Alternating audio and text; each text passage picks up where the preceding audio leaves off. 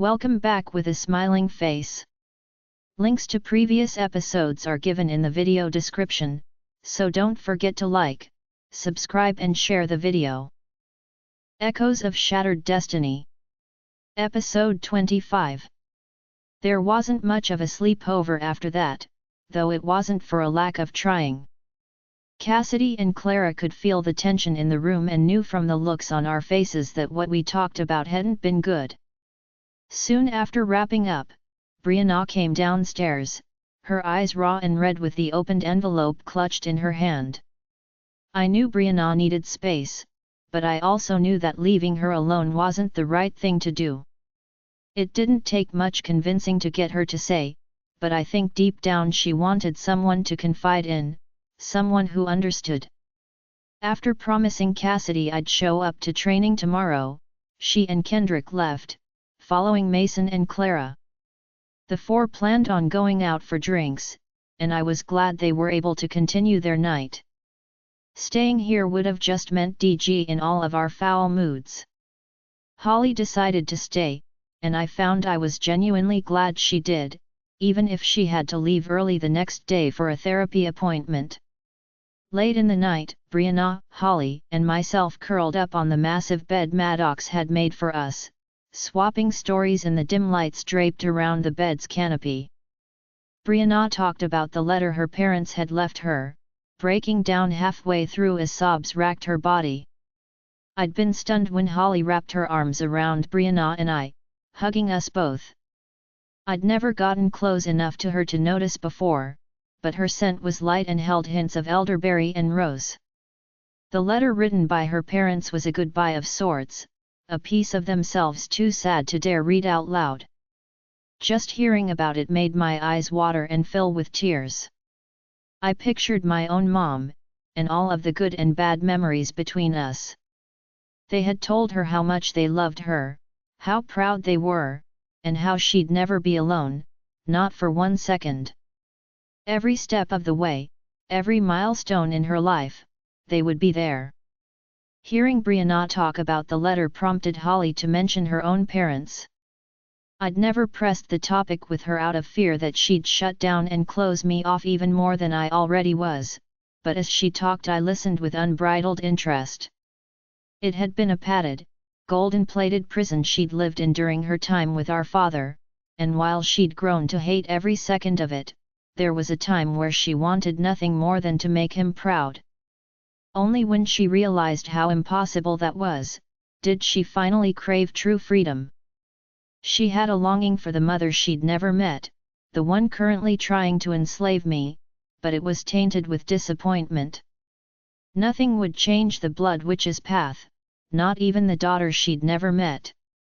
After hearing Holly talk about her hopes, dreams, and pain, I felt I trusted her enough to talk about what I'd just learned.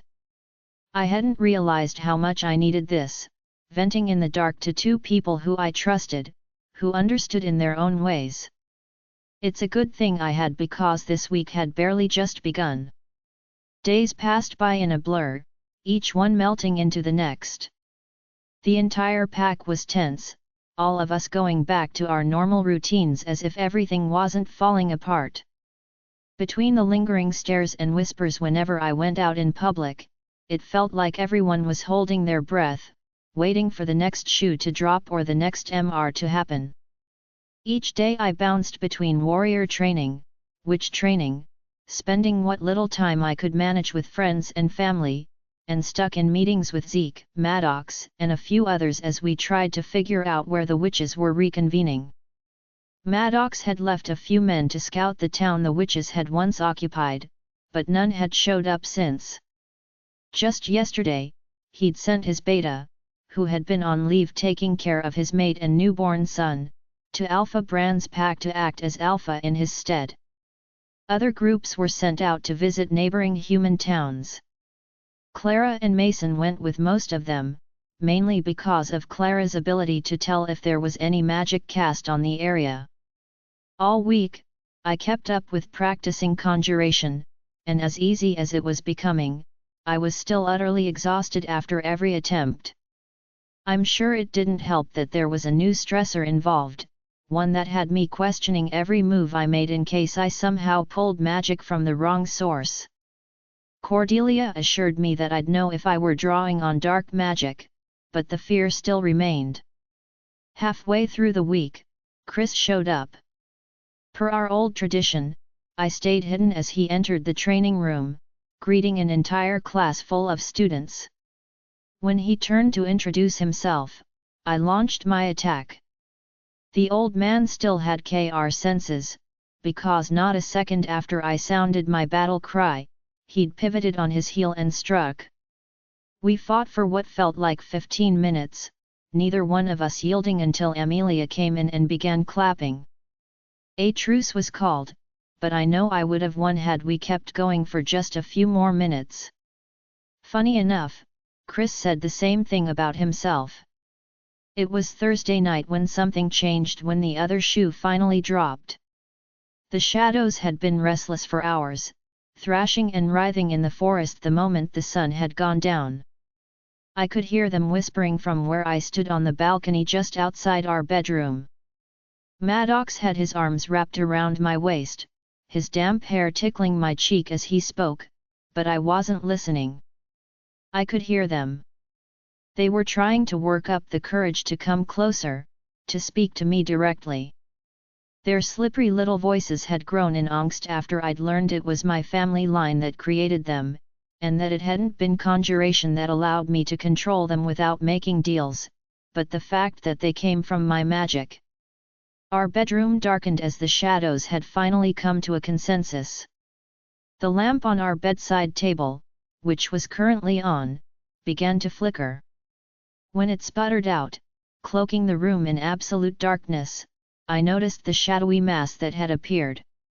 It hovered over the carpet, writhing and twitching as it condensed into the form of a man. Maddox stood nearby, his arm around my waist as he stared at the shadows.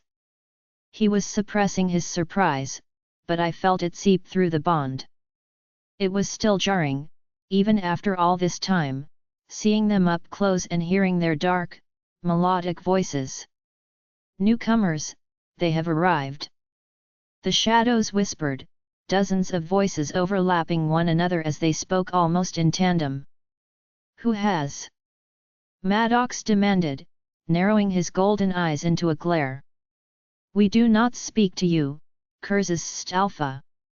Every muscle in my body tensed, right down to my fingers and toes. I locked eyes with my mate, both of us wondering if we'd heard the same thing and if we had, what it could possibly mean. Who has arrived? I asked them. Tell me, now. Vampires. Their hiss lingered in the air. They've arrived here? At the pack. Not here. Safe haven. I said in a sharp breath and looked at Maddox, but he was already mid-mind link with Zeke and the others. Weeks ago I'd asked the shadows to watch over the safe haven, the town we were still in the process of creating for the vampires. I wasn't sure they'd actually listen, but they did. This was the first piece of news I'd gotten from them, and already I knew we needed to act.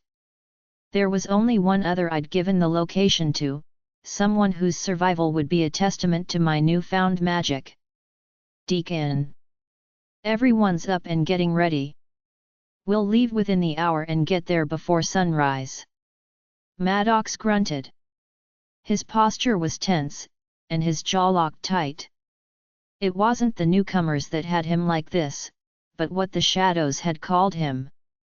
I placed my hand on his bicep, the sparks dancing between us, tickling our nerve endings. You called Maddox, cursed Alpha. Why? I snapped, hardening my voice as I turned on the humanoid shadow. I demand you tell me. He is cursed. I kept pressing, fearful they'd vanish and leave us with more questions than answers. Who cursed him? One you trust has betrayed you. Betrayed you all. How can we break it? I asked, desperation laced in my voice. Maddox's arm around my waist was all that held me back from charging at the shadows, as if that would do any good. What SSS done, is done. Magic stirred in my gut, but before I could use it the lamp on our bedside table flicked on, and the shadows vanished. A whisper lingered in the air, one I somehow knew only I could hear. You cannot stop him, Master. Through carnage and the curse will be fulfilled. A curse. Now there's a curse we have to deal with. Zeke sputtered, his voice flooding the car's speakers. I turned the volume down a notch, wincing as I glanced over at Maddox. He was chiseled from stone, his arm rigid as he held the wheel, eyes narrowed on the highway ahead. I told you what the shadows said. There's no way to deal with it. Even if there was, Cordelia and Rowena can't sense anything on him. You'd think two powerful witches could sniff out a curse. I grumbled, sinking deeper into the seat. My bottom was on the verge of becoming numb, but we didn't have much longer to go before we'd hit our meet-up point. 50 miles away, at a small gas station with one of our own wolves posted as cashier, we'd find the others. Brianna, Giovanni, Tristan, Sean, Mason, and Clara had taken a different route to avoid suspicion. Going off of Brianna's idea when she rescued us from Ember and Tessa, we borrowed a work van from a local company in the pack for them to use. There wasn't any need to black out the windows considering it was the middle of the night, which is why the tractor-trailer idea Mason had worked out smoothly. A horn blared behind us, one louder than I'd ever heard before. It didn't startle Maddox in the slightest, but I definitely jumped a few inches in my seat. Earth to Lola. Zeke sang. Need me to honk again? You said I could do it this time. Dina snapped, her voice distant over the speakers. Why did we agree to let Zeke drive the big rig? I asked Maddox, running a hand over my tired eyes. Maddox tilted his head my way, eyes of sparkling gold crinkling at the edges. It was the only time he dared to relax after our conversation with the shadows. You agreed because no one else knows how to drive the thing. Zeke said smugly. The truck's horn blared a second time, longer and louder than the first. I bit my lip hard enough to draw blood. We wouldn't have bothered with the thing, but the vampires already in the safe haven needed supplies.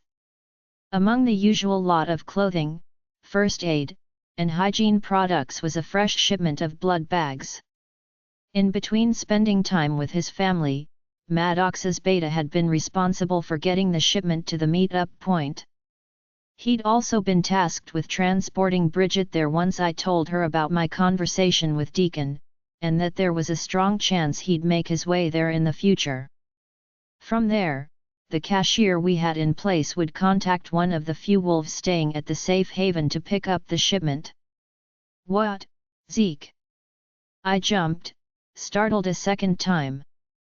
My bad. Just wanted to honk the horn. Never been in one of these things before. Dina apologized over the phone. It's all right, Dina. I sighed, clenching my eyes shut for a few seconds to relieve the pain of staring into headlights half the night. What were you saying, Zeke? I asked if you tried to break Maddox's curse with your conjuration magic. His reply came a few seconds later. As we whizzed down the highway, cars darting past us left and right, my eyes were drawn to the night sky.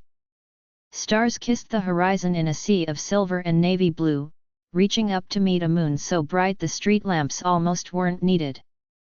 I glanced back down to the car's navigation screen, where Zeke's name remained lit up in bold, white letters. Of course I tried. I'm still trying to work off this headache. Did you know over-the-counter medication does nothing for magically induced ailments? Well, I didn't either. It didn't matter how many times I tried or what angle I came at it from, it was like my magic had nothing to hold onto. If the shadows are right about Maddox being cursed, and I think they are, then there's nothing we can do but wait it out. Thick, heady silence enveloped Maddox and I. It was so strong that even Zeke and Dina were affected, going quiet on the other end. None of us voiced what was going through our heads, the last part of what the shadows had said. Through carnage and blood, the curse would be fulfilled. When Maddox's hand fell over mine, his fingers sliding through my own, I'd almost forgotten we were still on the phone with Zeke. My heart rate quickened when his eyes left the road to stare into my own, so strong and reassuring that I almost didn't believe what the shadows had said. Almost. I'd seen Maddox changing these past few months, becoming more and more protective, losing that cunning edge of his in order to wrap me in a cotton blanket and protect me from all harm. We hadn't even talked about Tristan and I escaping the pack like prisoners of war. I could tell from the lingering stares and soft touches, from the raw emotion flooding the mate bond whenever he looked my way, that there was no anger there for what I'd done, but it still needed to be addressed before it happened a second time. If there was one thing I'd learned from my mom, it was that in relationships, things like this always came to a head. "We will get through this, Lola," Maddox promised, his firm voice the pillar of strength I needed that our pack needed. And more than anything, I wanted to believe him. We met at the gas station, parking under the flickering dome light that shone down on one of the 3 gas pumps. Giovanni pulled in just 15 minutes after we arrived, with Brianna sitting in the front seat. Her feet were perched on the dash and were the first thing she flung out of the car as she raced to the bathroom. After reconvening at the meet-up point, there was but a short drive left until we reached the safe haven Maddox, and I spent months creating. There was one way in and out of the place, which might have been risky, but it allowed us to keep an eye on anyone that strayed too close. When Maddox had first purchased the property under the alias of a large real estate corporation, the area had initially been planned to be turned into a series of quaint suburbs 30 miles from the nearest human town. The houses had been nothing more than husks when we snatched them up. With Killian and Claire lending a hand, the process wasn't nearly as difficult as it could have been. They found builders to come in and finish the homes, humans who had little to no clue what this plot of land was being used for. When it was all said and done, we began moving vampires in. Without Tristan and Giovanni stepping up to transport them, the anonymity of the town would have vanished into thin air. Vampires who wanted to live here were blindfolded until they passed through the gates deep within the forest. It wasn't perfect, but we had yet to have any problems. Brandon will be leaving in a few hours. I'm still debating on whether or not I should give him the location and have him stop by on his way home. Maddox grunted, his eyebrows creasing at the mere mention of his brother's name. I made a sound of interest and cocked my head. Days had gone by and not once had I seen a trace of Brandon. It wasn't that I missed the guy because I was fairly sure the only one who was actually fond of him was Cassidy, but he'd become such a frequent presence in my life that it was almost abnormal not to hear one of his dry quips or retorts to Maddox inevitably threatening him. When I finally bothered to ask Maddox where his younger brother was, he told me he'd sent him off on a personal mission of sorts. "He's leaving Bran's pack?" I asked, even more surprised than when Maddox told me he'd sent him there in the first place. Maddox nodded, curving off the main road and onto the wide path that would take us into the safe haven. "He's actually very efficient at weeding out Bran's loyalists. There were over 24 warriors who hated the man, which isn't surprising in the slightest," he snorted. "But most of them agreed to join the hunt for the witches. What about the rest of the pack? They still need warriors to protect them. There's no telling if the witches will attack them now that Bran's dead. That's why I sent Brandon. The warriors loyal to their old alpha will still defend their pack, but that's as far as their loyalty goes. They won't provide us any help, which means the best place for them to be is right where they are." Maddox replied. The car slowly came to a stop when the headlights hit something deeper in the forest. The glint of old metal sparkled in the night, painted in a coppery tint from rust. He stepped out of the vehicle and waved at Giovanni and Zeke to hang tight as he wrenched open the gate and pinned it in place. A few more minutes wobbling down the dirt road and the town came into view, stealing away my breath as a jolt of excitement danced down my spine. I hadn't seen the place since Maddox had purchased the land and the houses had been fully completed. Many of the vampires here I'd met only because they encroached on the boundary of our pack's borders in search of help. The rest had been vetted by Giovanni and Tristan. What at first had been a grass lot surrounded by oak and elm, littered with the bones of half-finished houses, was now a sprawling town that thrived under the cover of heavy clouds and silvery moonlight. Homes of various shapes and color lined streets of unblemished asphalt. Some had shutters and wrap-around porches, while others had little back patios and small gardens nestled off to the side. A few had chain-link fences and driveways, while others were simpler in appearance. It was mismatched in the best way, an amalgamation of different styles and aesthetics from the various vampires making each house their home. There were 4 streets that branched off, all of them with houses nestled against one another. Each street met at the center, circling the largest house out of the bunch, which served as a sort of community center. This was where the supplies were dropped off at every month and where we parked when a vampire flagged us down. The older gentleman standing off to the side of the community center had been one of the vampires I'd personally met. His salt and pepper hair had been much shaggier almost 2 months ago but was now cropped close to his ears. On his face was a tentative smile, one that blossomed into something warmer when Maddox and I stepped out of the car. "Welcome, Queen Lola. I was wondering when you'd come visit us all." The older vampire chuckled, his voice deep and gruff. I could hear the others getting out of their vehicles, their feet padding against sidewalk and asphalt as they came up behind Maddox and I. The older vampire, whose name I remembered as Emmett, cocked his head, and made a sound of interest. "Don't suppose you're here to see Deacon, are you?" he asked. "He said you were the one that sent him here." Figured he was telling the truth when that mate of his jumped into his arms. "Did he come with others?" Dina demanded, her voice coming from a few feet behind. Emmett's bushy eyebrows sank low on his face. Yeah, he came with others. It'll probably just be best if I take you to him. Feel free to leave the tractor trailer here, I've got guys that can unload it. You can take your car, though. The house isn't that far up the road." We were led to one of the many houses down the street, one with a small porch and a large set of windows overlooking the front yard. After pulling the car and work van up to the curb, Emmett gave us his farewell and headed back to the community center to help unload the truck. The front door was unlocked when Maddox opened it, and quickly we all saw why. Seated in the living room were many faces, almost all of them familiar in some way. There was one I homed in on, one that made my blood run cold with recognition even though I knew the man wasn't my father. Deacon's pale eyes latched onto my own, so much like my father's that I couldn't help but hold my breath. He tilted his head at me, the corners of his lips curling ever so slightly. "Hello, niece. Glad to see you survived," I commented, my attention sliding to the woman that clung to his side.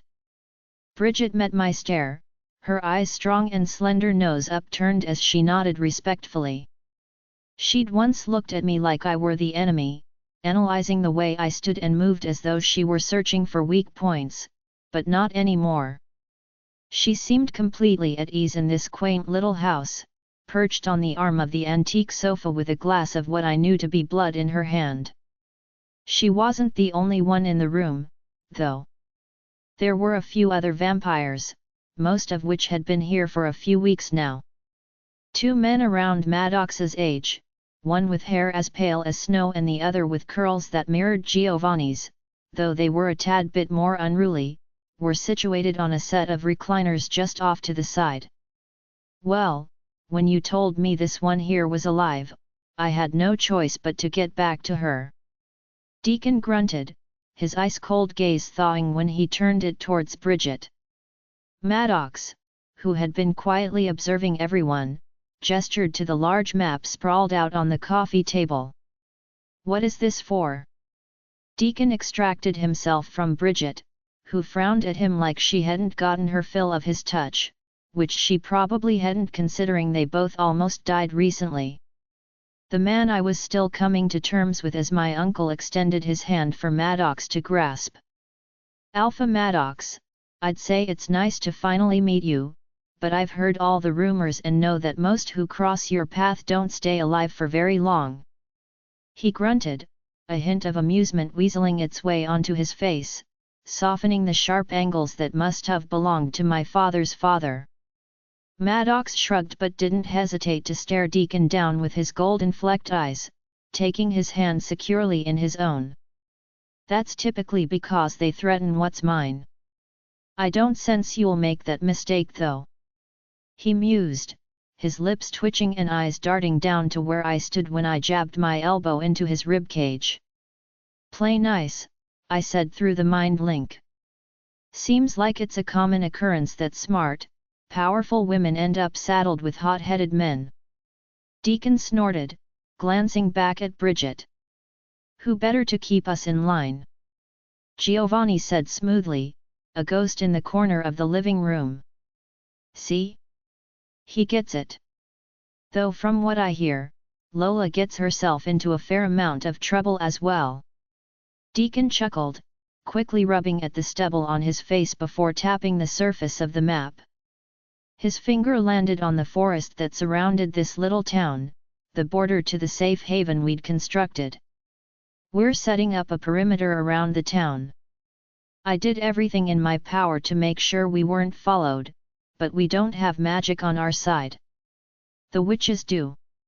Dina appeared in the doorway, her eyes wide and voice harsh. You said we. Does that mean Spence is here too? Where is he, Deacon? Her words trembled as a note of fear slithered its way into her throat. I'd seen Deacon in action, and he was just as intimidating as my father, but his range of emotions was far beyond that of the previous vampire king. Sadness rippled across his face, tainting the blues of his eyes until they grew darker in color. He was wounded badly, Dina. Was all Deacon said before Dina surged forward.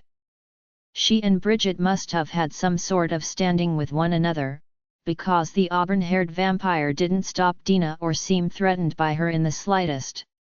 She stood back and let Deacon handle things, even though her expression was a tad pinched. Don't tell me you left him there. Dina spat, her eyes dark as unlit coal, burning with a fire void of light. I swear on everything that you love, of course, I didn't leave him there. Dina. You know I care about Spence more than that. Deacon grunted, staring the ferocious vampire down with equal parts anger and understanding. He was the only one that was hurt. Surprisingly, everyone else made it out alive. There were no casualties. I think he's been waiting for you, fighting off until you got here. I heard what Deacon said, that part about no 1DG, but it quickly slid into the background when he led Dina to the small staircase beside the fireplace. It was the first door at the top of the stairs that he took her to, still visible from where I stood. The moment the door cracked open, I heard her ragged gasp hit the air, followed by the scent of charred flesh. It twisted my stomach, flipped it inside out and embedded itself onto every inch of my memories so that I'd never forget. While Deacon and the others went over evacuation routes, perimeter checks, and the works, I tried and failed not to focus on the sound of Dina's voice slipping through the crack in the door. Her whispered promises were answered by a groan or rasp, one that sounded like it was filled with such excruciating pain that I had to bite my tongue several times to keep the tears at bay. When all of our stomachs were growling, starved from both the long trip and spending the night without a hint of sleep, we took our meeting into the small kitchen while we ate. The little retro refrigerator was only stocked with blood and various types of alcohol, making me even more grateful Mason had thought to pack a cooler full of food. Always being hungry comes in handy, doesn't it?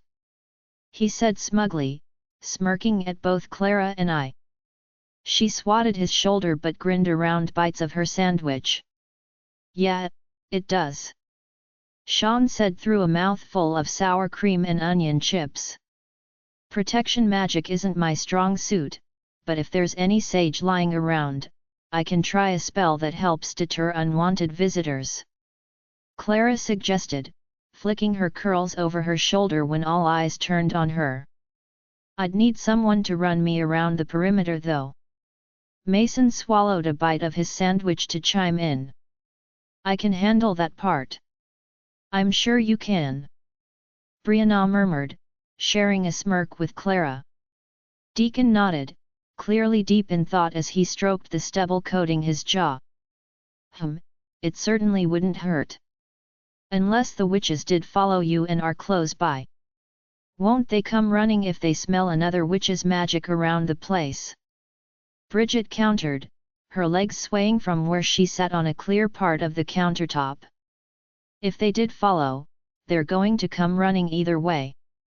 Clara retorted, her lips thinning. Bridget hummed softly. True. She's right, then. I don't see what it could hurt either.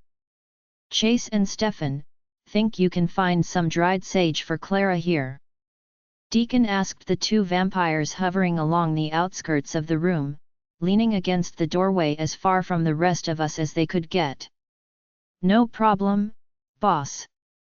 The one with hair pale as snow nodded, his eyes roaming over my face before he and his curly-haired friend left the house. The front door closed with a soft bang. There were enough curious looks being thrown around for Deacon to explain who those two were.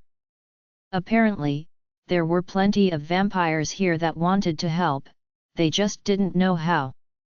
Shortly after getting to the safe haven, Deacon sprung into action and had gotten a list of volunteers who would be willing to help with perimeter checks and act as guards that watched the main road from the forest. At the top of that list were Chase and Stefan, two vampires from low-born families that wanted a chance at a life where they weren't seen as scum. The two were still wary about seeing me as their queen, but I didn't mind. Expecting blind loyalty was foolish. If I wanted it, I'd have to earn it. Which is exactly what I planned to do, I just wasn't quite sure how. After going over plans some more, Maddox, having decided the risk was worth it, told Brandon to bring the group of warriors to the safe haven. They would make the perfect patrol team during the daylight hours when the vampires had to retreat indoors. As the guys were going over that list, divvying up the different shifts, Dina emerged from the bedroom, her face twisted into a look of sheer determination as she stormed downstairs. She squared up to Deacon without a sliver of fear in her body, her fists clenched like she was seconds away from swinging. What are we going to do about this, Deacon? I want that witch DD. She snarled, giving him no time to answer as she craned her head in my direction and spat, "You and your messed up magic said everyone would survive. That ain't surviving. He's all BD up, in so much pain. You're our queen, right? Do something, then. That fire witch hurt one of our own, hurt my mate." For a moment, all I could do was stare. Her dark skin was practically glowing from rage, coated in a thin sheen of sweat that reflected off her eyes and beady teeth. I placed my hand on Maddox's arm, barely noticing when his deep growl was cut short. I was too fixated on Dina, on the emotion she invoked and how it rattled in my chest. The sight of her struck me deep, bringing an errant thought to the surface of my mind. Her fearlessness and rage, it was almost awe-inspiring and bordered on animalistic in nature. I'd never met a vampire that embodied those qualities so effortlessly. Dina reminded me of my own people, of their tenacity and sheer willpower. Dina would have made a good werewolf. If things had gone differently, I might have felt the twitch of magic tickling my nerve endings, but the alarm we'd long ago set up in town began screeching, echoing through the streets in an ominous tone that meant the enemy wasn't just nearby. They were here. Several seconds passed, flitting into the ether as we all stared at one another, shock written clear across our features only in different fonts. Any and all laughter vanished from the room, its absence letting silence leak in. Maddox and Deacon were the first to break free of its hypnotic gaze, barking out orders that were both awe-inspiring and terrifying. We must have been followed, but I'm betting it was Lola's appearance that made them act so soon. It would have been smartest to attack during broad daylight. We'd be sitting ducks that way. Deacon snarled. Maddox's eyes momentarily glazed over, caught in a mind link that left him biting back a growl. Witches are close to the border of town. They're close to breaking through. I've got 6 wolves stationed here. 4 are currently fighting, 2 are rounding up every child and elderly person in town. His grimace deepened, and my blood ran cold from the sheer harshness of it. There's a witch setting things on fire. That wouldn't happen to be the one you want, DD, is it? Dina rubbed the palms of her hands together, her teeth gnashed into a line as she smiled savagely. That is mine. She's going to be 6 feet under for what she did to Spence. Gather as many as you can, anyone willing to fight. With luck, you'll get your wish, and that witch will be DD before sunrise. Deacon said to Dina, clasping her on the shoulder with a firm hand.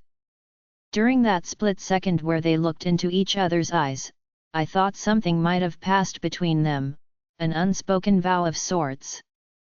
Before I could decipher what it might have been, Dina was out the front door. I'm going to help them.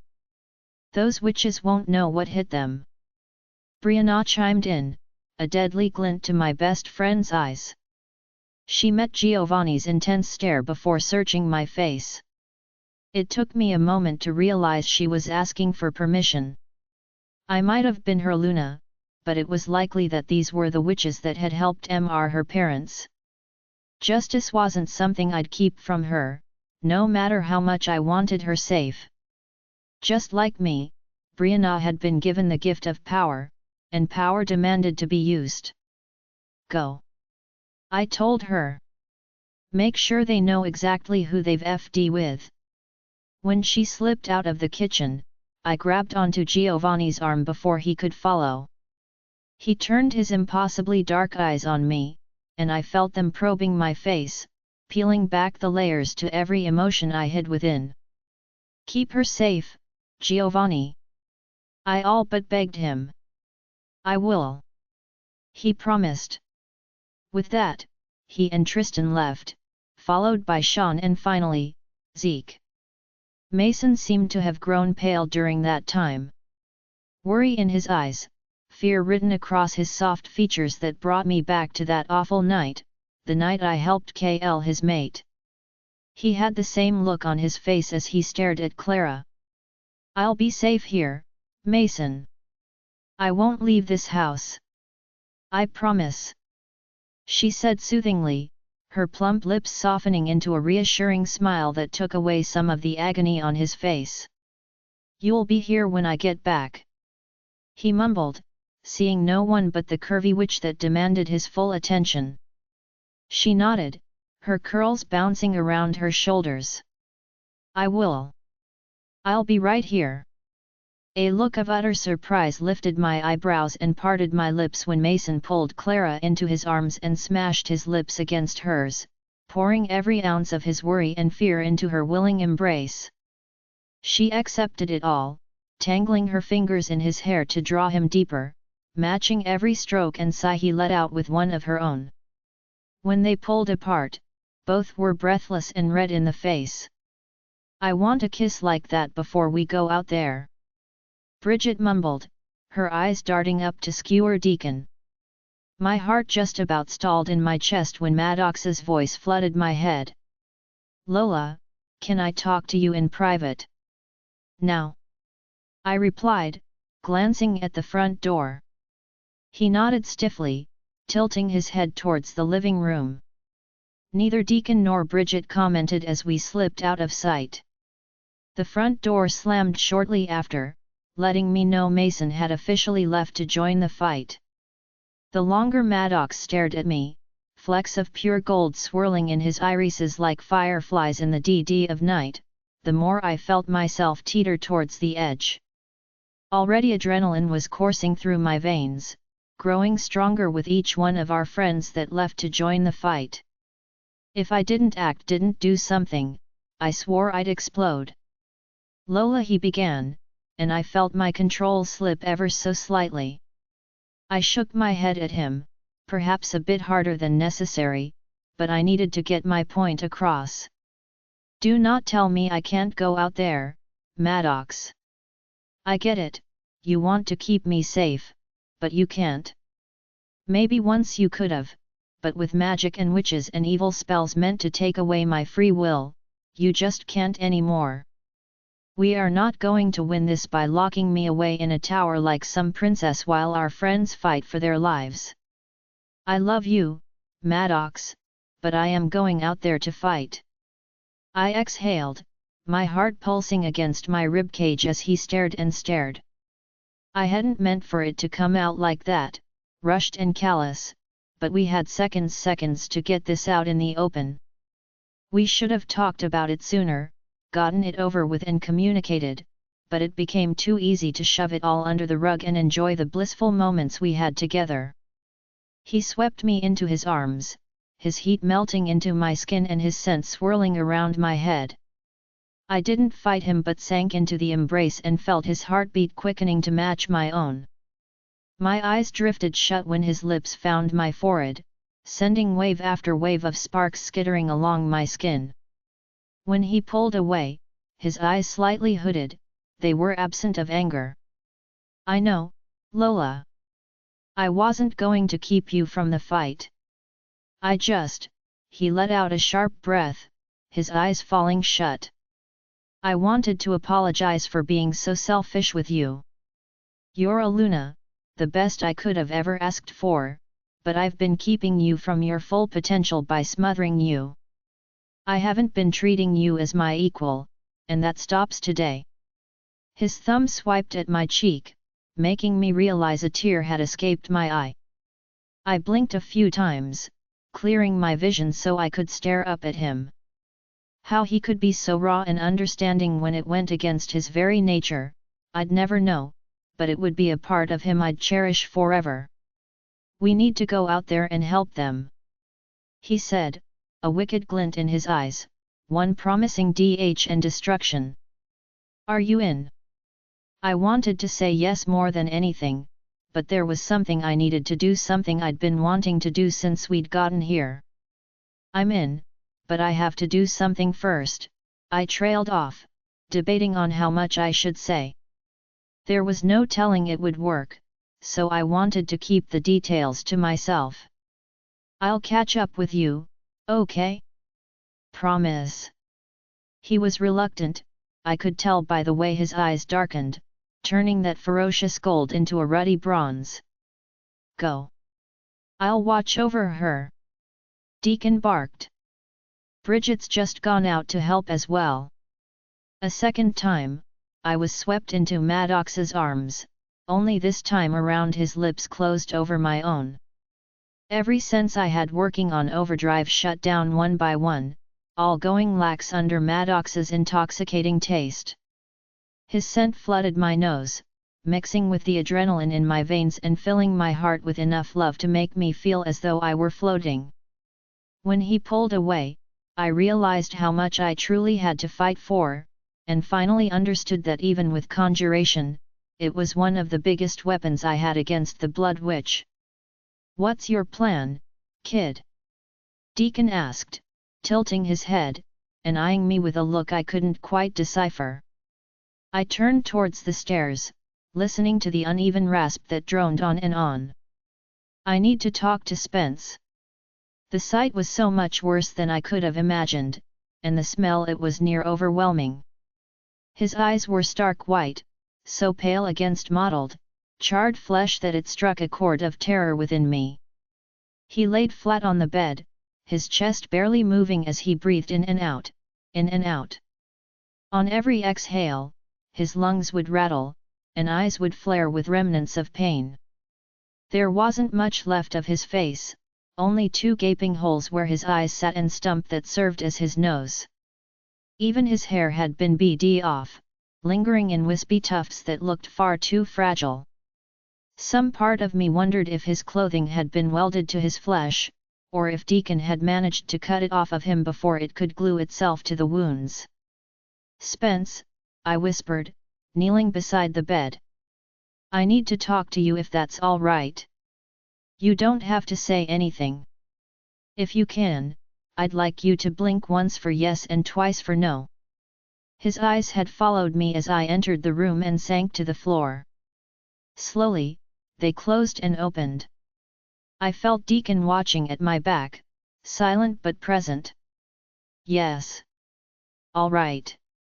I exhaled, clasping my trembling hands together. "I know you have your reasons for not liking magic, but if I told you I could use my magic to give you a second chance with Dina, would you take it?" His eyes remained on my face for what felt like eons before fluttering shut and opening. I waited and waited for them to close a second time, but they never did. A kernel of relief filled my chest, turning to confidence I eagerly devoured. "I can't make any promises, Spencer, but I'm going to try and heal you now." I placed my hands on what was left of his chest, cringing and whispering an apology when an inhuman groan escaped what was left of his lips.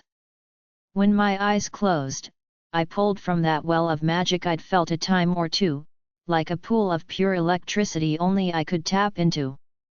It prickled my nerve endings, racing along my veins and curling around my bones, melding with my deepest thoughts and innermost desires. There was nothing left for me to do but picture what I wanted: Spencer, happy and whole, his skin fresh and unblemished. I didn't listen to the sounds he made, the ones that stabbed at my heart, nor did I listen to the sound of feet padding down the stairs. On and on, I poured that energy into Spencer's body, praying above all that it would work. It could have been seconds or minutes that I sat there, I wasn't sure. All I knew was that when I opened my eyes and found myself staring down at a smooth expanse of skin, I was positive I'd faint. Spencer was fully healed, not a single BN left on his body. His skin was flushed an odd shade of red, like he'd just gotten over the worst part of a horrible sunburn, but he was no longer on the verge of DH. Without thinking, I pushed myself to my feet and instantly wobbled. I would have fallen backwards if it hadn't been for Deacon holding me up, spinning me around to stare him in the face. His eyebrows, which looked so much like my father's I wanted to be sick, were gnashed together. "You healed him, but you asked for permission first."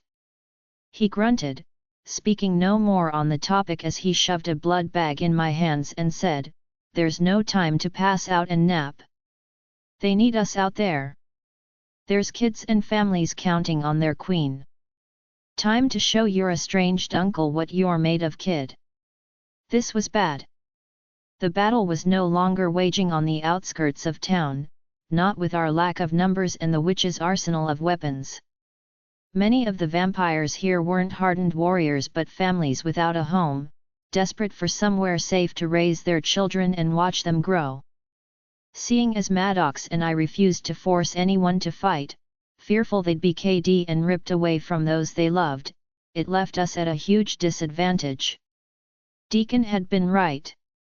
That much was clear in the feverish way the witches fought, banding together in small groups as they used both magic and human weaponry to take us down. There had to be over a dozen of them, possibly more.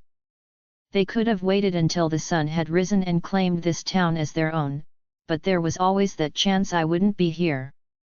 It was a risk they chose not to take, and probably our only advantage. The witches had silver, and plenty of it. Clutched in the hands of many were guns with plated bullets, daggers etched in the shimmering metal, and crossbows with tips coated in liquid moonlight. "That's right. Come and get me, Shadow Mutt!" A voice spat, one that instantly ignited my rage. Ember, surrounded by 3 other witches, was goading Brianna from the forest line. I couldn't see my best friend, but somehow I knew she was in there, watching and frothing at the mouth for a second chance at devouring the flame-throwing witch she'd fought before. A screech rang out, this one belonging to Dina, as she flew through the air and made an attempt at KG Ember. Dina must have gotten the dagger from one of the witches, which she swung the moment she was within range. It was no ordinary blade, curling and forming the shape of a crescent moon, its edge uncomfortably sharp. Ember bent backwards, her body arching in the same fashion as Dina's stolen blade. For a moment, it looked like she might fall over. She narrowly missed losing her head, and as the dagger passed inches above her face, she straightened up and launched an attack that clipped Dina in the shoulder. Dina's shirt was singed and smoking, but the vampire barely seemed to notice. She swung again, pushing forward when a beastly snarl exploded from the forest.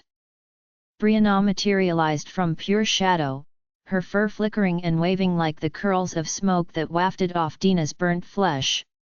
She barreled into Ember and all 3 of the witches, sending them scattering.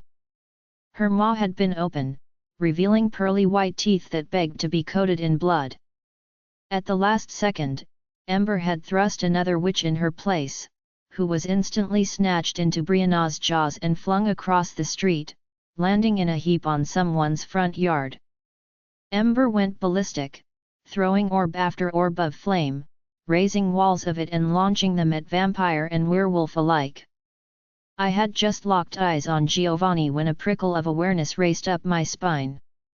I whirled around in time to meet the wide-eyed gaze of a witch just feet away from thrusting a blade into my back. Before I could act, there was a blur of black and white, followed by a face identical to my father's, right down to eyes of glistening ice. Deacon had his hands around the witch's neck, hoisting her off the ground even as she kicked and thrashed. Her eyes began to spark, flickering with a golden light that made my adrenaline spike. My uncle made quick work disarming her, then finished her off by thrusting the blade she carried into her stomach. "What are you doing, kid?" he barked, already moving on to the next one. "Get out there!" It wasn't Deacon that sent me spiraling into action, but the dull flash of pain blossoming in my shoulder, burning red-hot the way all wounds created by silver did. What was worse was that the pain wasn't my own. No, it flooded the bond between Maddox and I with a potency I'd never felt before. Even though it had been some time since I'd last shifted, there was no pain when I exploded into a mass of fur and teeth. Though my clothes had been torn to shreds, I could still feel the amulet Rowena had given me snug around my neck. The thud of my feet hitting the ground lasted but a second and I was off, dashing through the individual battles that were raging, past burning cars and trampled gardens. I followed the pull in my gut, the one that ran soul deep until I spotted the wolf whose fur was as dark as Brianna's, like he too was made from shadow. Maddox in his wolf form, fighting against multiple enemies, was a sight to behold.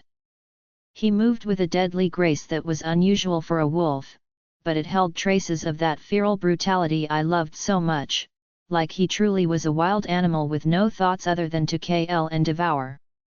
There were 4 witches still surrounding him, one with a shield of pulsating energy flowing from her hands. 3 lifeless bodies lay around him, all splattered in crimson blood. My eyes homed in on a spot below his shoulder blade. His fur glistened brighter there, and I knew even without the metallic scent filling the air, that he had been wounded. Every contraction in my muscles as I raced for them was welcomed, right down to the stinging BN of silver gracing my fur-covered skin. As I slammed into the witches that surrounded my mate, I pictured that force field of magical energy flickering, falling to let me pass through. The look on the witch's face as her magic failed, obeying my own instead, was intoxicating. Something fleshy and soft found its way into my mouth, and I bit down the moment it slid into place. The arm I had my teeth buried in belonged to the witch whose crossbow reeked of Maddox's blood. She tried to turn the weapon on me, to fire it at my face, but a crossbow wasn't a suitable weapon for close combat. It thudded to the ground when I bit harder, digging my teeth in deeper. Her scream was raspy and loud, but was quickly drowned out by the chaos and blood. I can handle it from here. Go help Mason. Last I saw he was fighting with super strength. Maddox's voice flooded my head through the mind link, gritty with determination as he rolled across the grass, leapt over a fence, drawing the witches attacking him further away. I turned around and began sprinting, my feet thundering against the asphalt as the houses began to flit by. Colors blurred, all tainted by flickering hues of red and orange of flame. "Mason, where are you?"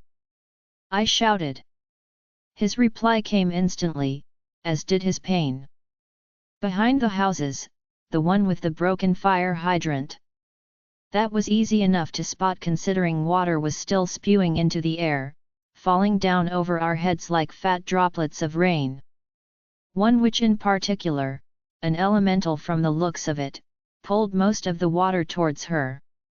It ran down the street in little streams, oozing through the cracks in the sidewalk to pool around her ankles. Her golden mane of hair was wild and bright, even soaked through. She flung her hand out and a sheet of ice crackled along the surface of the road, shimmering like diamonds under the streetlights.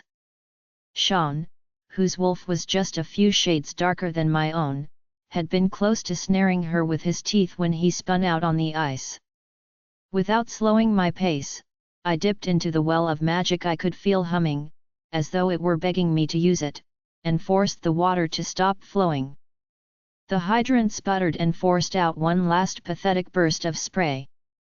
The witch then whipped her head in its direction before setting her sights on me.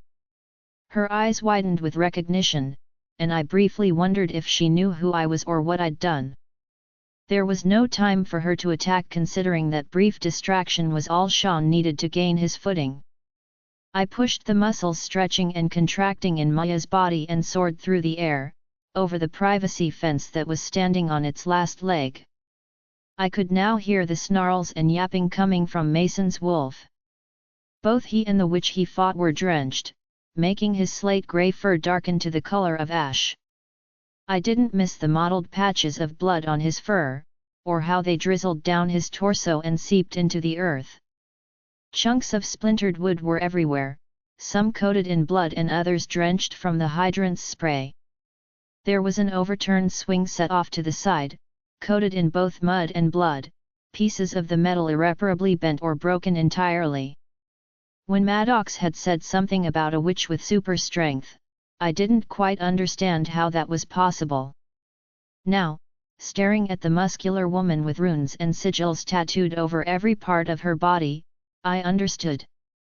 Her pale skin actually glowed, with a light that could only be from magic.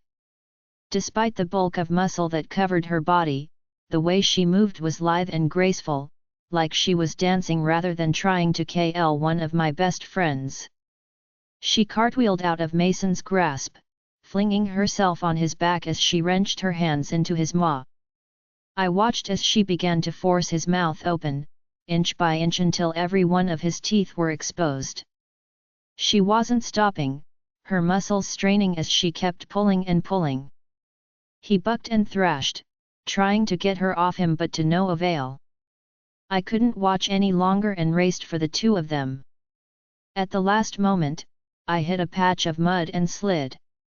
Adrenaline masked the pain of slamming into both Mason and the witch, but I felt every shard of wood that pierced my flesh as I sent us all careening through the other side of the fence. When I righted myself, my fur caked with mud that held the metallic scent of Mason's blood, I went to help him but paused. He had the witch's neck in his mouth and was carrying her off, his tail twitching irritably as she screamed and tried to beat at him. "Appreciate the help, but this one's mine," he growled, promptly ending the mind link. I shook myself off, flinging mud in all directions. Another snarl rang out, one I recognized as Sean's.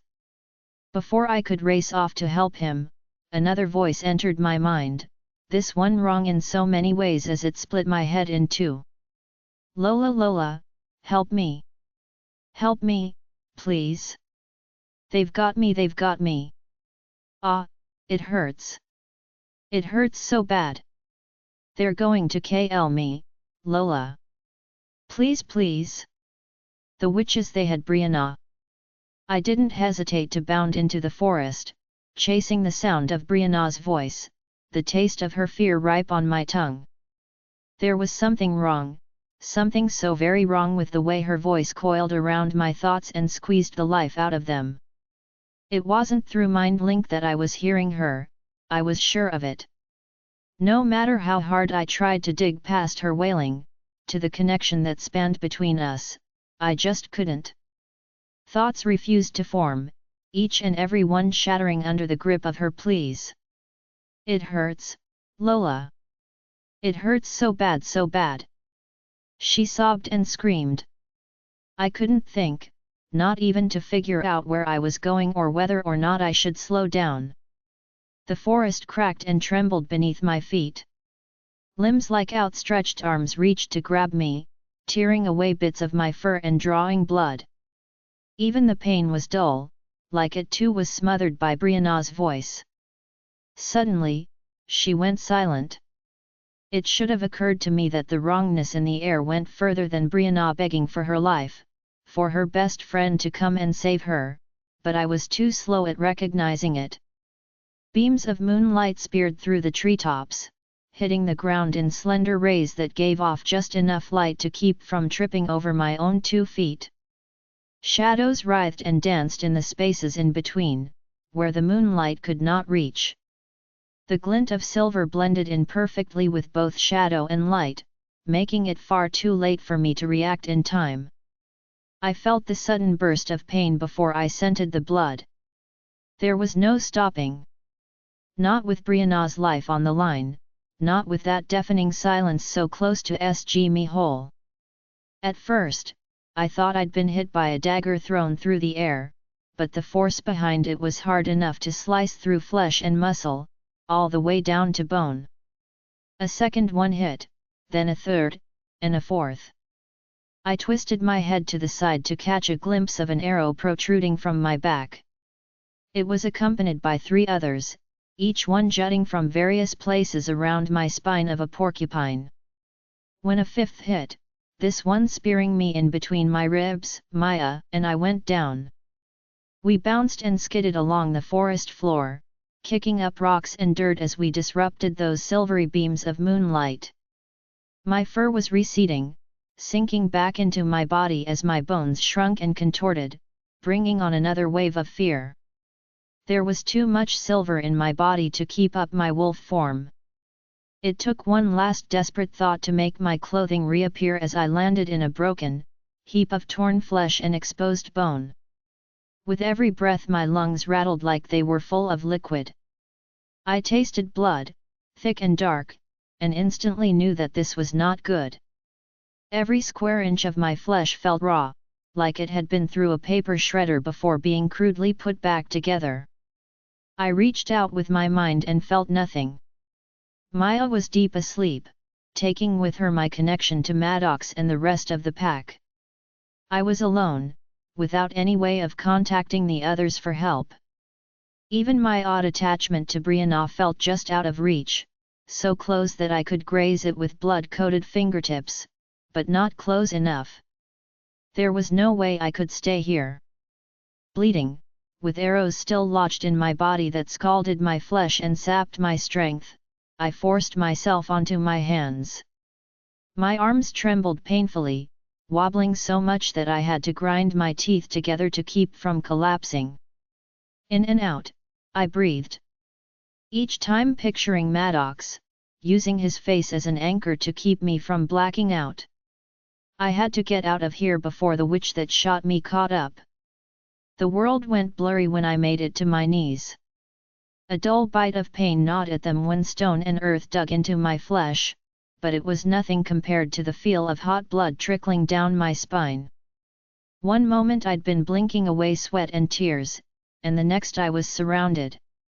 There were 7 of them, perhaps more, but it was hard to tell considering everything began to double and triple. Trees multiplied, then died off, vanishing so quickly it made my head spin. One witch stepped forward. Her upturned nose and confident stance struck me as being someone in charge. Wisps of dark hair peeked out beneath the hooded cloak she wore, but it did nothing to hide her face.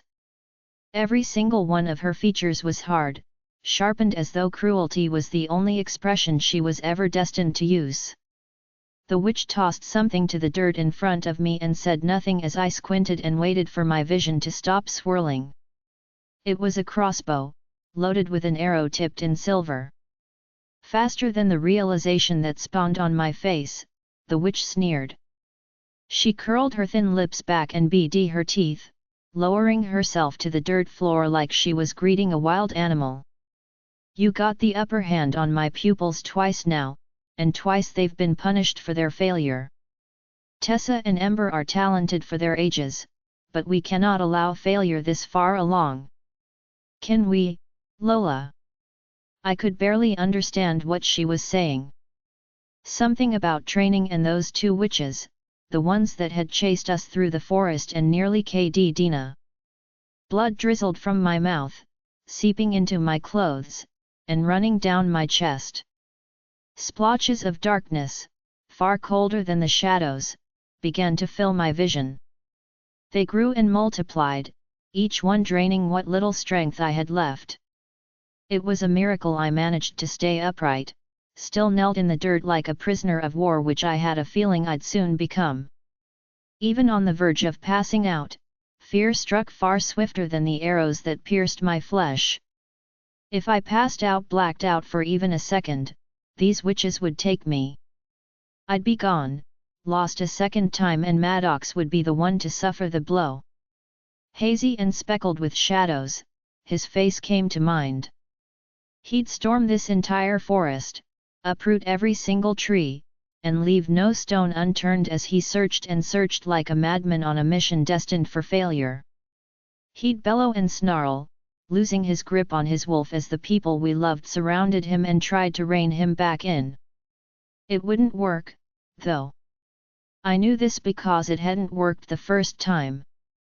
That left one option. I could not let them take me. It would have been easier to sink into the darkness, to let my limbs grow numb as I fell to the cool earth. There would be no pain, no worries, or fears. Everything would fade away like the last rays of moonlight through the treetops. I opened my mouth to call out to the shadows that thrashed and writhed in the darkness, watching all of this unfold with heady interest, whispering in voices so fast I couldn't make out what they were saying. Only a croak left my lips, a wet one that was chased by a splatter of blood bubbling up my throat. The ground darkened with my blood as I coughed and spat, unable to call the shadows for help. Get her tied up so we can head out. The sooner we get back, the faster we can get this done with. The witch snapped. And someone get a healer. If she dies before we get there, we're all dead. It was at this point that reason left my head, replaced by the animalistic urge to live, to survive, and evade capture. I was a wolf, a beast, and huntress in my own right, but now I was no better than prey. Again and again, I heard Maddox's roar in my mind, the ragged sound he'd make when he found all the blood and realized I'd been taken. You said you wouldn't leave, Lola. You promised me. I could hear him as though he were standing right here, hovering over my shoulder as he watched me bleed and bleed and bleed. I could feel his fractured heart like it were my own, and the feeling of hopelessness that followed, it made me angry. How dare they destroy my hard work, kill my people, and ruin my life? The families they've shattered were wounds that went even deeper than the ones on my body. They'd never stop, not until I was bound and shacked, my free will shredded and blowing in a blood-soaked breeze. The well of electrifying magic bubbled, rising in my veins as it reached out to meet me halfway. There was no pulling from it, no slow draw of magic as I took my time crafting what outcome I wanted. No, I plunged into its depths and let the pain and euphoria LK my skin, drawing from that dark, savage part of me that wanted these witches to pay for every life lost, for every building BD and family destroyed. I want them DD. I want all of them DD. A rush of utter darkness, of putrid decadence like melted chocolate and rotted flesh, filled my body from head to toe. It wrapped around my soul like a shroud, whispering sweet words of vengeance. It chased away the fog cluttering my brain, devouring the spots that speckled my vision, and injecting me with what I could only describe as absolute power. Whatever this was, it felt good. One of the witches hovered behind me, a chain of silver clanking in her hands, burning as it was wound around my wrists. I barely felt the sting. It couldn't touch this strange, newfound strength. Through my tangled, blood-soaked hair I craned my head up at the witch who had first spoke, the one leading this attack. I smiled at her, my teeth tainted red with blood. "You're all going to D*E. A fat droplet of scarlet blossomed from her eye, dangling off her lower lid like a tear. It drizzled down her cheek, a streak of metallic she reached out to wipe away. She inspected her fingers, her smug expression melting away to confusion, and then finally, terror. Screams and gasps rang out around me as the other witches too found blood leaking from their eyes, leaving tracks down their cheeks. "You," the witch sputtered, releasing a wet hack as blood began to flow from her mouth and ears. "You have no idea what you have done."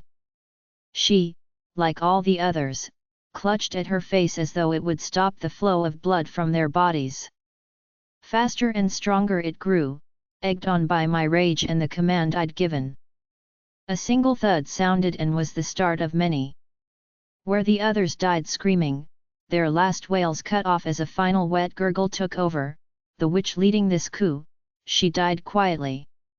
What did she mean when she said I had no idea what I'd done? I realized it too late. The witches that had surrounded me were DD, but the power that flowed through my veins, it didn't fade. If anything, it seemed to latch onto me, digging invisible claws far past flesh and bone. I could feel it, this foulness I'd mistaken for absolute power. I looked down at my hands, shuddering as my entire body went cold. "What have I done?" I gasped. My fingertips were black, with veins the same sickening shade crawling up them. It was like I'd dipped them into something no one should ever touch, something poisonous and vile. Something that didn't want to leave. It was dark magic, it had to be. Invisible claws latched onto a part of me that was much deeper than mere flesh and bone, wrapping and coiling like the scaled body of a snake. The pleasure soured, and as spasm after spasm rocked my body, I tasted its foulness on my tongue. I was entangled in its grasp, powerless even though mere seconds ago I k'd an entire group of witches with my mind. The way it split my thoughts like a deck of cards, shuffling through them before turning each one over to inspect it felt like a violation. Everything hurt. The pain was so consuming that I couldn't tell which parts of me were still intact. My skin BD from the silver-tipped arrows, stung from the slices in my flesh, and because every movement I made jostled the quills protruding from my back. The forest was growing darker, the shadows dancing around the edges of my vision. They thrashed and writhed, their whispers just out of reach. It took me a moment to realize it wasn't the forest that was growing dim, slowly draining of color. It was me. My strength was failing, and I didn't have nearly enough to fight off the dark magic while also keeping myself from bleeding out. A splash of crimson blossomed in my peripherals like the petals of a wilted rose. An idea came to mind, one that would have made me sick if I weren't standing on DH's precipice. When I looked back on this moment, I wouldn't remember digging my fingers into the dirt to propel myself forward. I wouldn't be able to recall the feeling of dirt and stone getting wedged under my nails, packed into my wounds as I slid along the forest floor. What I would remember is the moment I reached her, the witch that shot me. I'd remember sinking my teeth into her neck, tearing into her flesh with human canine teeth. They were so dull compared to Maya's, so terrible at slashing through flesh that it was almost a chore to get to what little blood remained in her body. I swallowed and swallowed, drinking the liquid strength that poured from her body in a sea of red. My skin began to itch horribly as the wound on my side, where I'd been grazed by an arrow, began knitting itself together. The ones on my back were another story altogether. I couldn't reach to pull the arrows out of my flesh, and I didn't have enough strength for my magic to get the job done. Shadows, I need your help. I croaked, wincing at how sore my throat felt. Help, help, help. They whispered in dozens of overlapping voices. I clenched my hands into fists, unable to look at the stain on my skin and those unnerving veins that crawled up my fingers like poisonous spider webs. Can you get rid of this evil inside of me? I tried not to beg them, but I was terrified. I thought I was slowly becoming comfortable with magic, but this was a wake-up call that showed me just how little I actually knew. Each word ached like I'd swallowed mouthfuls of glass, but I forced them out regardless. The shadows writhed at the sound of my voice beckoning them closer. To anyone else, it would have looked ordinary. Similar to how shadows dance along the walls in a dimly lit room. If they looked closer they might see the hundreds of tendrils all curling around one another, all speaking in their high-pitched whispers. Yes, we can help you, Master. We can take the darkness. My sigh of relief sounded more like a sob, melting the tension in my shoulders until they slumped. The shadows weren't done, though. Their voices shot out from all sides of the forest, all of them saying the same thing. It will be painful, Master. So very painful. They warned. I closed my eyes and steadied myself. This wasn't the first time I'd felt pain, and it certainly wouldn't be the last. Anything was better than this evil magic peeling apart the layers of my brain. No matter how bad it was, I'd endure it. Do it.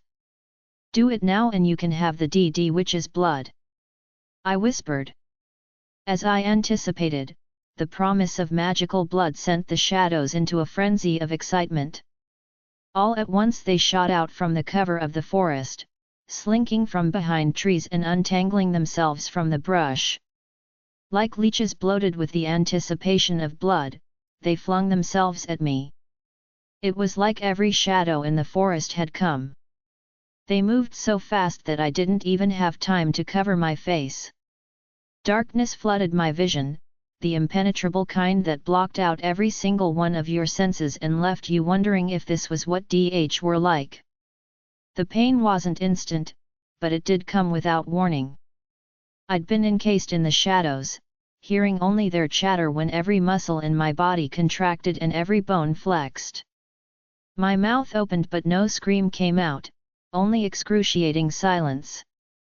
Just when I thought it couldn't get any worse, it did. The shadows continued to writhe all along my body. They had no feel to them other than this icy coldness licking at my skin. When one slithered up my neck and forced its way into my mouth, I let out a choked shriek. Another followed, and another, and another. Only when I began to thrash did I realize that the shadows covering my body were there for a reason. I couldn't move a muscle. They had trapped me. Caged me in with their bodies and made me their prisoner. You mustn't fight us. Yet, like that was easy when I could feel my throat expanding, forced to take in the frigid cold. Time passed languidly, each second stretching on longer than the next. There was ice seeping into my bones, using the wounds the dark magic gouged in my body and mind as pathways. I could tell when they made contact with it. More importantly, I felt how desperate it was to stay. Agony swallowed my every thought as its claws sank into my soul and held on for dear life, screeching and roaring against the shadows that continued to coax it away. It was worse than anything I'd ever felt. Worse than crashing a car, feeling the rattle your bones and your skull crush your brain. Worse than picking a crack and flame on the skin. This kind of pain never truly left. It erased everything I was and ever could be, taking away every memory until there was only pain, pain, pain. I thought it would never end, that I'd be trapped in this scape forever. Eternally punished for the things I'd done and didn't do. Suddenly, the hold the dark magic had over me lessened, and the shadows surged at the momentary blip of weakness. Its claws were ripped away, swallowed by the shadows that then spewed from my mouth in a geyser of putrid darkness. When the shadows released me and I could once again see, the first thing I did other than wheeze and gasp for air was stare down at my hands. They looked normal. My skin was once again unblemished, and those creepy veins were gone. It was like they'd never been there, but I knew otherwise. I could still feel the wound it clawed through me to get to my soul. It wasn't physical, but it was there. As the shadows left, slithering along the forest floor to lap up every droplet of the witch's blood that was spilled, their whispers lingered. We wished to warn you, Master. Every time you draw dark magic into your body, the more difficult it becomes to get rid of it. Eventually, it will consume you. There wasn't time to dwell on their warning because a few feet away stood familiar face. A wolf made purely of shadow, its head cocked and curiosity shimmering in its rich eyes. What was that? Brianna asked after shifting back into her human form. Long story, lots of pain. Oh, I think I'm going to be sick. I groaned. I can't shift, not with these arrows in my back. She hissed between clenched teeth, circling around to the half a dozen arrows spattered around my spine. None had managed to hit it, but there was this painful scratching sensation in my right lung that made me worried one was close to piercing it. Her face paled, lightening in increments until it looked translucent and pulled taut with worry. Lightly, she peeled back the shredded of my shirt and gingerly touched one. I tried not to recoil at the hot wave of pain that dug into my flesh, but I must have made some sound because she quickly apologized and backed away. It's all right. I drank some of the witch's blood, so the wounds aren't bleeding anymore. They've scabbed over the shaft of the arrows, which is great for now, but it's going to be a pain when they come out. I grimaced, definitely not looking forward to that. What I need right now is to get back and help fight. The fight is over, Lola. There wasn't much of one left when Brandon and the group of warriors from Bran's old pack got here. She replied, but something tugging at my gut told me she was leaving out a lot of details. I swallowed, wishing I had cold glass of water or blood. Did we lose anyone? Actually, no. Mason did break his arm, and somehow Clara sensed it with her witchy mojo, but they're both safe. Maddox is, a bit stressed out considering you've been gone this long, but I let him know I found you and that you're alive. Oh, and Dina's looking for you, but that part can wait. She said, but her voice was much too nonchalant considering everything that happened. Suddenly, her eyes glossed over. A whopping 3 seconds passed before she shook her head and said, "Actually, never mind. It can't wait. We need to get you out of here." I stared at her somewhat dumbfounded before pulling myself together. Before she could shift back into her wolf, an idea sprung to mind. "That shadow transport thing you do. Think I can hitch a ride?" She contemplated my question, then lifted her shoulder in a half shrug. "In theory, it should work. Then let's test this theory, shall we? The sooner the better, because if I don't get some blood in me, I am going to pass out. Let's do this." Determination brightened her eyes. As she began to shift, she called out one last time. "Oops, I almost forgot. We captured one of the witches, the elemental girl." Before I could ask which one, she landed on 4 feet and charged at where I stood. Traveling via shadows felt a lot like being folded in a million bed sheets. Each one was a new place or point in time. More than a few seemed to tangle around my ankles, but Brianna slipped through each one with ease, pulling me along with her. The forest twisted into nothingness around us, only to untwist and reveal that we were now somewhere else. I wasn't the slightest bit embarrassed when we landed in the middle of the street, and I doubled over to puke my guts out. Brianna, still in wolf form, gave me a look that plainly conveyed her disgust.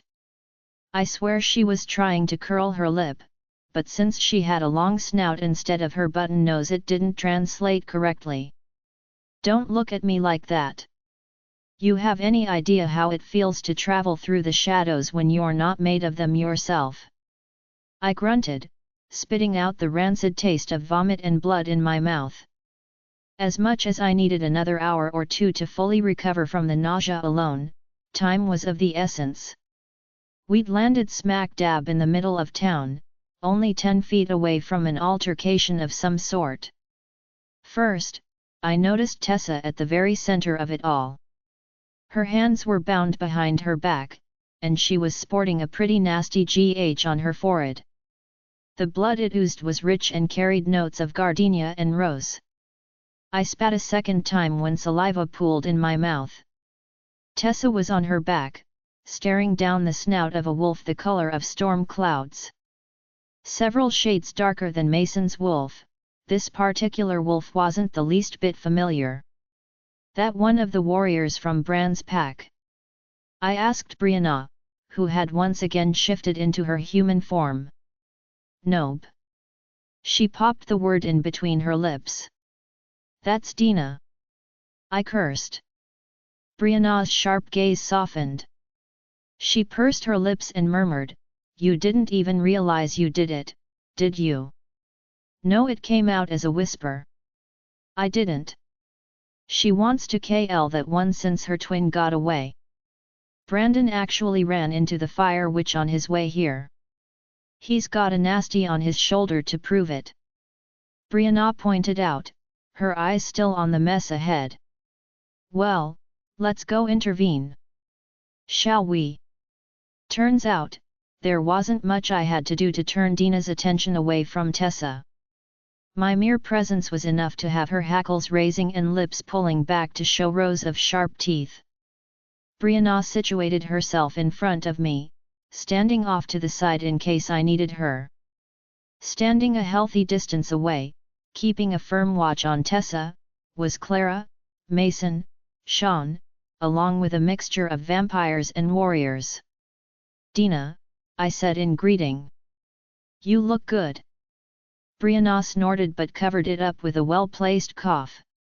She's trying to mind-link you, but since you've got all that silver in your back, it's not going through," she explained, her eyes flitting between me and the angry wolf. "Then it's a good thing I have this." Tristan's voice materialized just a few feet away. Perhaps he'd been there the entire time, but the loss of blood made it hard to pay attention. I let out a groan of pure, untethered relief when he passed me a blood bag. Each gulp cascaded down my throat and soothed the raging case of dry mouth I had. It also chased away the aches and pains weighing me down, worsening the exhaustion that made me want to crawl into bed and take a long nap. I hadn't even realized he'd moved around to examine my wounds until he spoke a second time. "You just can't stay out of trouble, can you?" He cursed, his touches feather light. "She's always been like that, even back when she was just a wolf." Brianna smirked. Tristan snorted, but then turned and spoke to Dina. "Think you can refrain from KG the witch until I get these arrows out of Lola's back?" He grunted. Dina gave him a loud, wet snarl as a reply. "How considerate of you!" He deadpanned.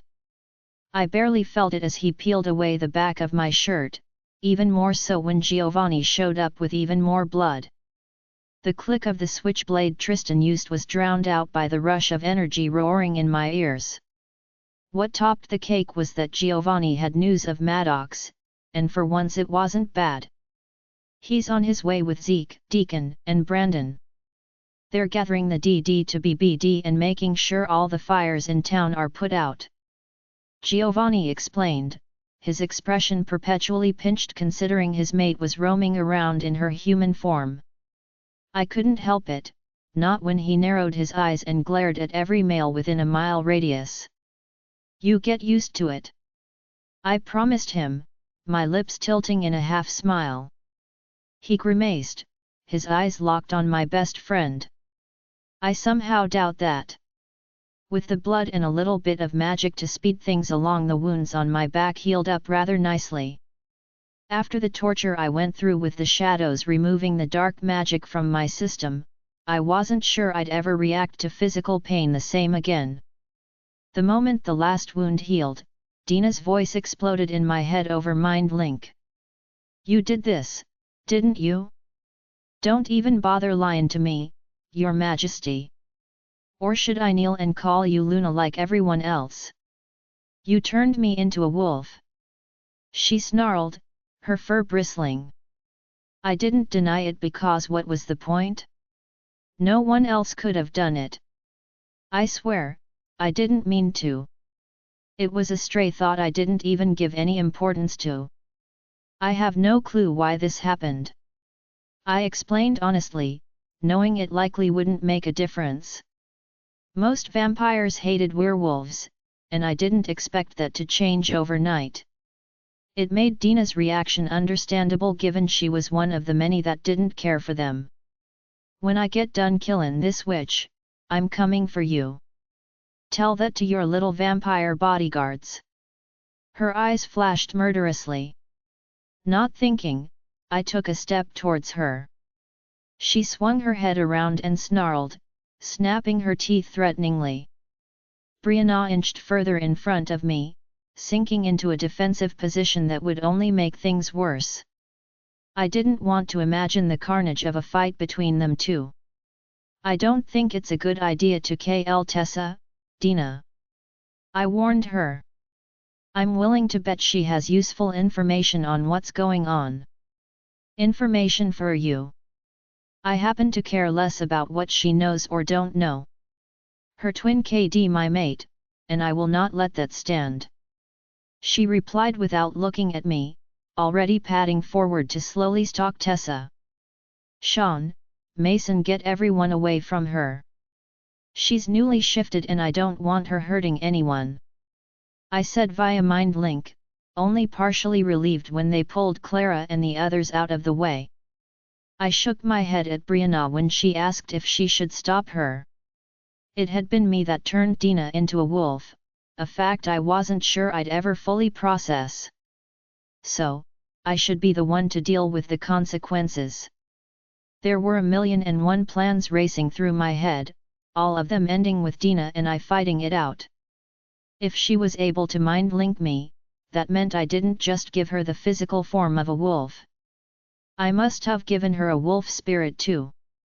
That meant, like it or not, she was now a part of Maddox and I's pack. No matter who she was or where she came from, we did not needlessly harm our own. "Dina, you need to." I'd been ready to draw her attention away from Tessa and onto me, even if it meant I'd get injured a second time around, but another voice cut through mine. Spencer, alive and whole, was here.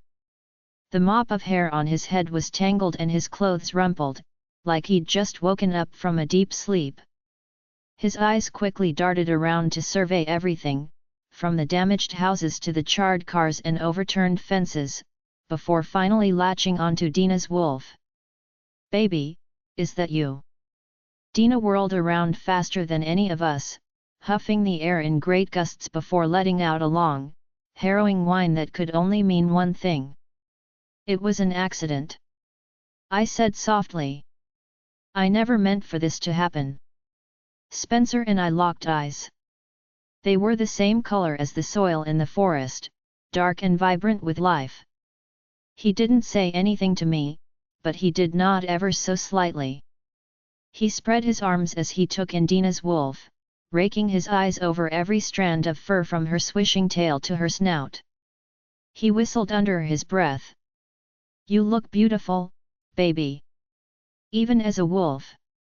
A yelp burst from her muzzle as she charged Spencer, shifting at the last second and stumbling over her own 2 feet until she landed in his arms. He was quick to wrap his arms around her, and even quicker to yank the t-shirt off his body before thrusting it onto hers. "I thought you thought you died." Dina mumbled into his chest, running her hands over his shoulders, through his hair, and over the stubble that covered his face. "You were slipping away, I could feel it. You were so close to DG." "I know, baby. I know," he said soothingly, cradling her neck and staring at her like they were the only 2 people in the world, like they weren't in the middle of the street after a battle between 3 mythical species.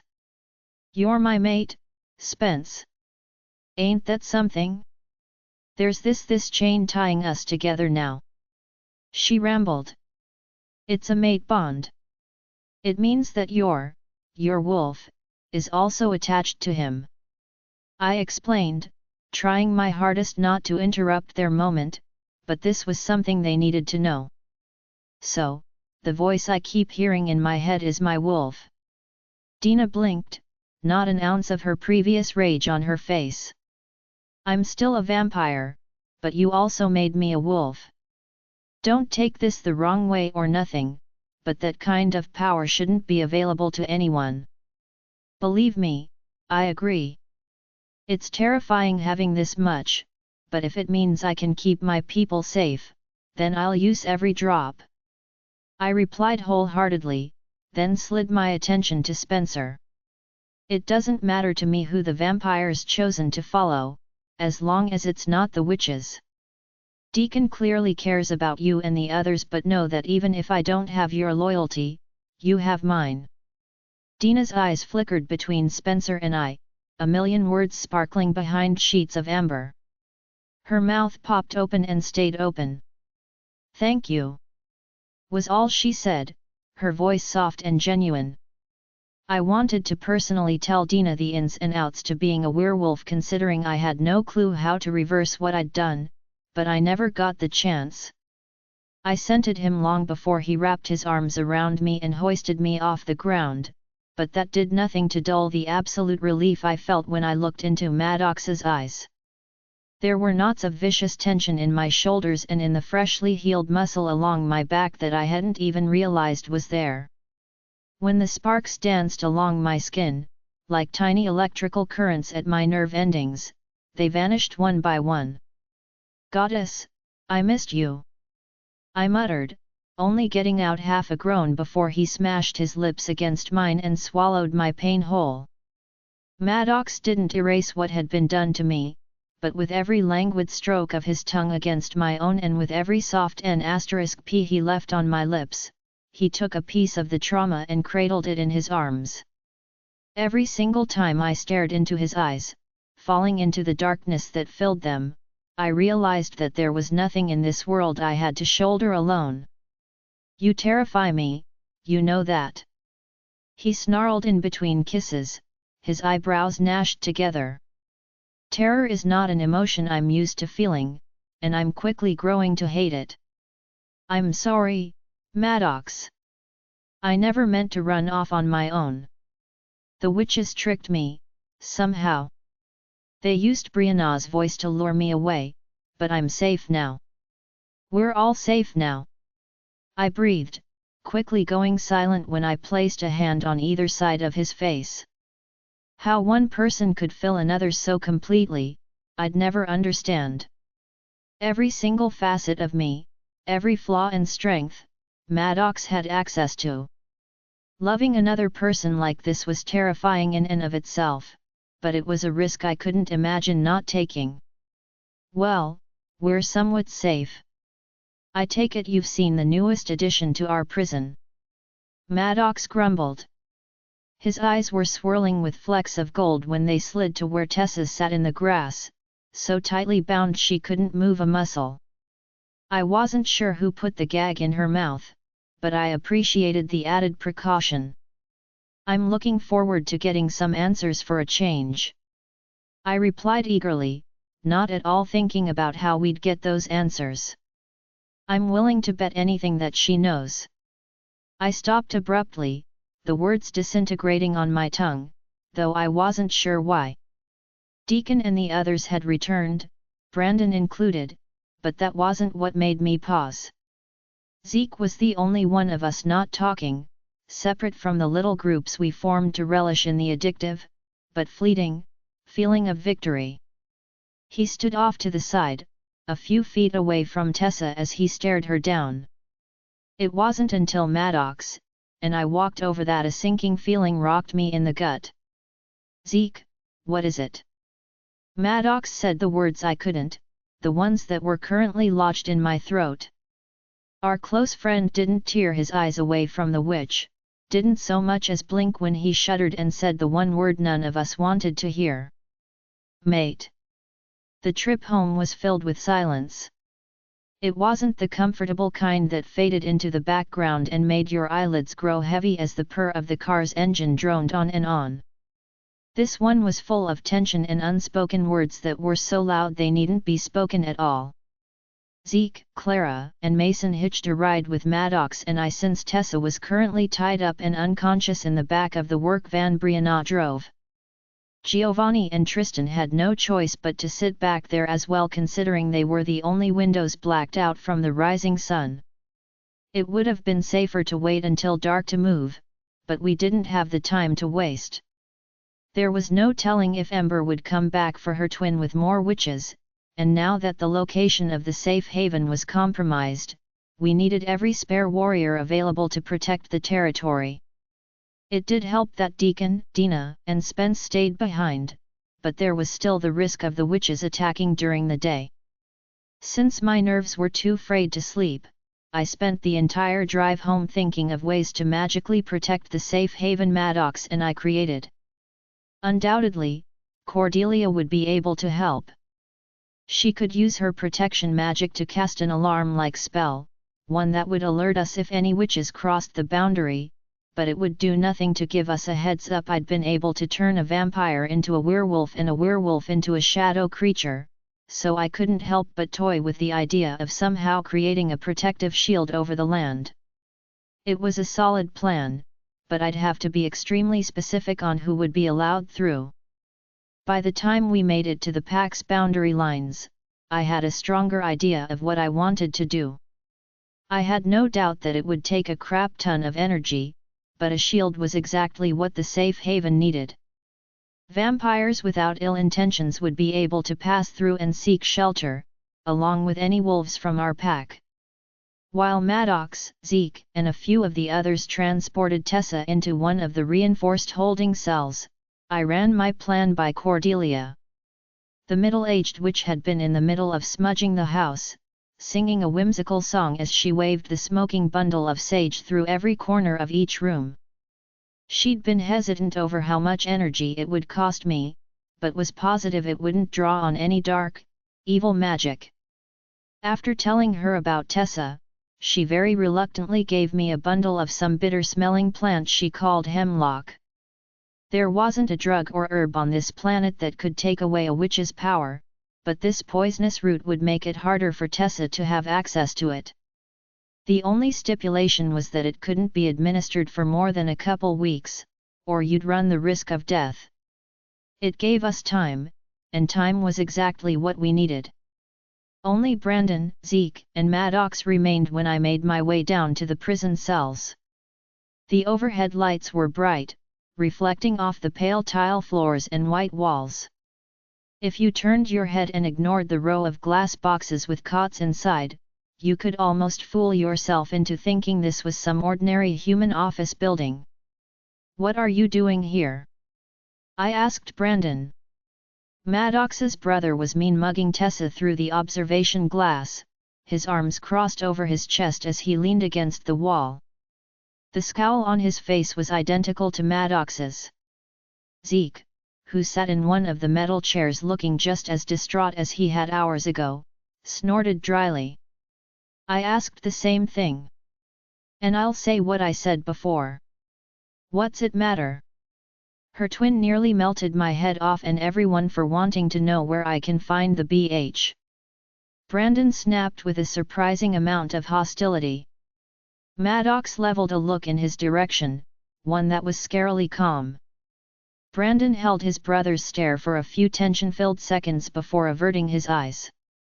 "Just let me know if she says anything useful," he muttered, quickly storming off. His footfalls echoed down the hallway up until he reached the door that would lead to the winding staircase that brought you to the ground level. Maddox was still staring at the spot Brandon had occupied when he said, "I'm going to talk to him." "Maddox, is everything all right?"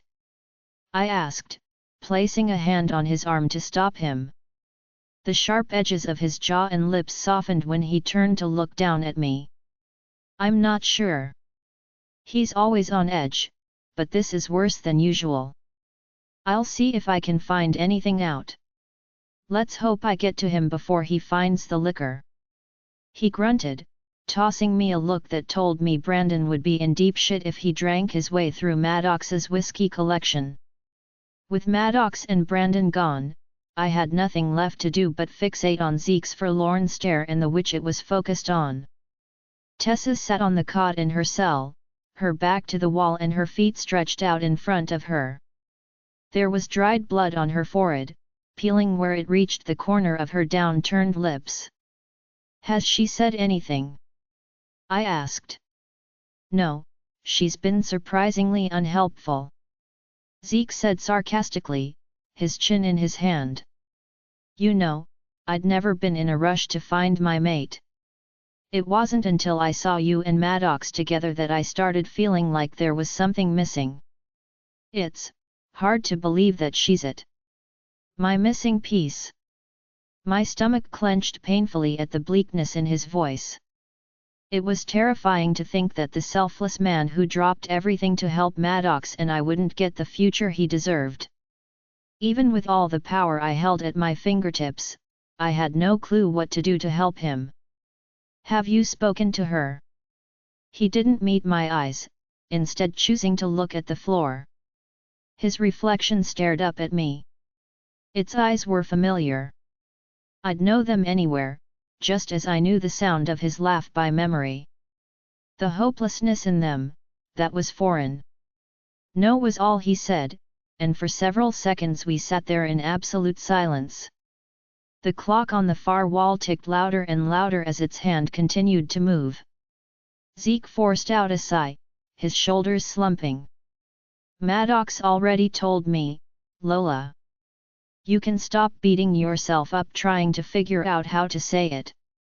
I winced. "What did Maddox tell you?" "The best way to get answers from her is to use the mate bond. She might be a witch, but even humans can feel the bond when they're mated to a wolf," he replied. Zeke pushed himself up from the chair and took a deep breath, his expression torn in two as he ran a hand through hair. It stuck up in all directions, but he didn't seem to notice or care.